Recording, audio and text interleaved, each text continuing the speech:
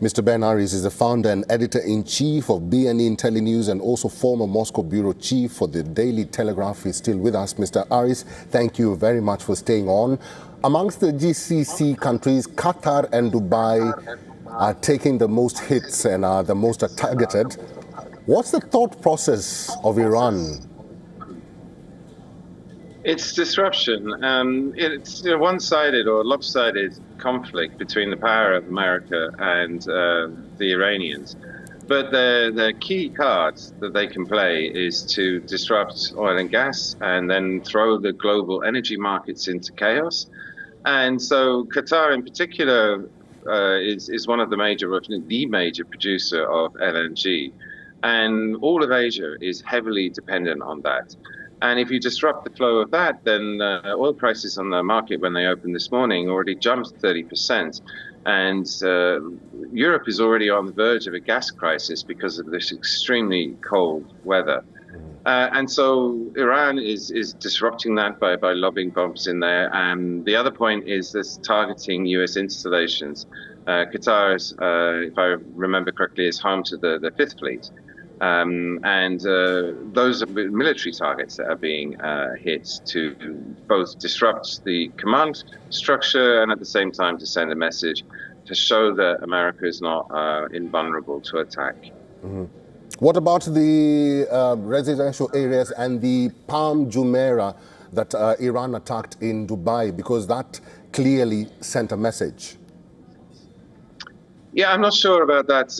In war, obviously, there's always collateral damage. I haven't dug into it to have any view on it. That at the same time, the Americans mistakenly hit a hospital and killed 108 children, which I'm sure wasn't on purpose. It's a bit early in the day to get into whether that was a targeted terror tactic against the population.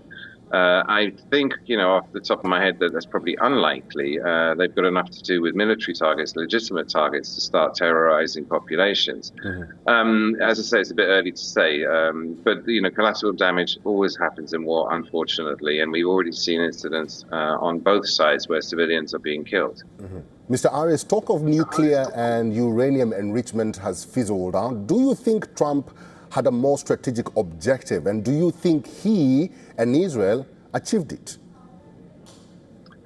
Well, going into this whole operation was sold, or the negotiations leading up to it was sold as a non-proliferation exercise in order to make sure that Iran never gets a nuclear bomb. And I'm certain that the White House is very keen to make sure that doesn't happen, and they do want to completely kill off the enrichment process. But I mean, there was a meeting in Geneva just days before this attack happened, where that was moderated by the Omanis, where they came to an agreement where Iran agreed, the delegates there, the foreign minister there, agreed to dilute the stockpile of, they've got 400 kilograms of 60% enriched uranium, which is just short of weapons grade.